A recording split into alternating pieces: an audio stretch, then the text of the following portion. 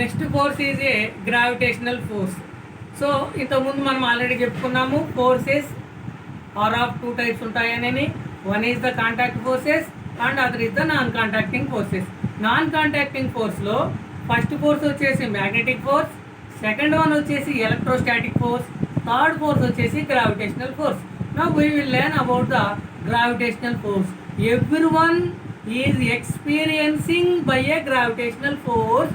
Those are living on the earth or those are on the universe. So that is very very important force, that is gravitational force. Gravitational force is nothing but the force or any type of force which is pulled by an earth, that is called a gravitational force. Gravitational force అంటే ఇంకా it is a attraction force between the two existing bodies everywhere in the universe. For example మీకు నాకు స్టూడెంట్స్కి టీచర్స్కి మధ్యలో కూడా gravitational force అనేటువంటిది ఉండటం మూలంగానే వాళ్ళు అక్కడ స్టేబుల్గా ఉంటున్నారు, నేను ఇక్కడ స్టేబుల్గా ఉంటున్నాను. మీకు మీ ఫ్రెండ్కి మధ్యలో కూడా గ్రావిటేషనల్ ఫోర్స్ ఉంటుంది. And as well as there is a gravitational force between you and your table. There is a gravitational force between you and your mother, and there is a gravitational force between you and your father. So these are all the అంటే gravitational force exists everywhere in the universe. అయితే ఈ gravitational ఫోర్స్ని ఎట్లా తెలుసుకున్నారు ఫస్ట్లో అంటే this is first introduced by a great scientist sir Isaac Newton. ఈ Newton ఏం చేశారంటే ఒక చిన్నపిల్లాడిగా ఉన్నప్పుడు ఆ రోజుల్లో డైలీ ఆ రోజుల్లో ఇంత ఇప్పుడు ఉన్నటువంటి ట్రాన్స్పోర్ట్ సిస్టమ్ ఏం లేదు, చాలా తక్కువగా ఉండే ట్రాన్స్పోర్ట్ సిస్టమ్. ఆ ట్రాన్స్పోర్ట్ సిస్టమ్ కూడా ఒంటెళ్ళల్లో, గుర్రాలల్లో లేదా గాడిదలలోనే ఒక ప్రాంతం నుంచి ఇంకో ప్రాంతానికి జర్నీ చేసేటోళ్ళు. స్కూల్కి వెళ్ళేటోళ్ళు ఎవరైనా కూడా నడుచుకుంటూనే వెళ్ళాలి. సర్ ఐజాక్ న్యూటన్ కూడా ఒకరోజు నడుచుకుంటూ డైలీ స్కూల్కి వెళ్ళేసి ఇంటికి వస్తున్నాడు. ఒకరోజు అనుకోకుండా స్కూల్కి వెళ్ళి ఇంటికి వచ్చే ఒక ప్రాంతంలో మధ్యలో యాపిల్ తోటలు అనేటువంటివి ఉన్నాయి. ఎక్కువగా ఎండగాయటం మూలంగా ఈ యొక్క సర్ ఐజాక్ న్యూటన్ ఆ యొక్క యాపిల్ చెట్టు కింద నిలబడ్డప్పుడు సడన్గా ఒక యాపిల్ కాయ వచ్చి కింద భూమి మీద పడింది. అప్పుడు అదే కనుక సర్ ఐజాక్ న్యూటన్ ప్లేస్లో మనం కనుక ఉంటే ఆ కాయ తినేసి ఇంకొక కాయ ఎప్పుడు పడుతుందా అని చూసేటోళ్ళం. కానీ సర్ ఐజాక్ న్యూటన్ అట్లా ఆలోచించలేదు.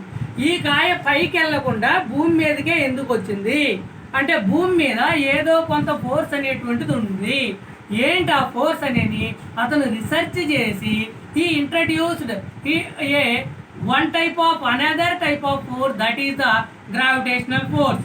గ్రావిటేషనల్ ఫోర్స్ అనేటువంటిది ఎక్కడైనా కూడా జరుగుతుంది. ఫర్ ఎగ్జాంపుల్ ఇంట్లో క్రికెట్ బాల్ కనుక ఇట్లా పైకి వేసినప్పుడు అది కిందికే వస్తుంది. Why? Because of the gravitational force.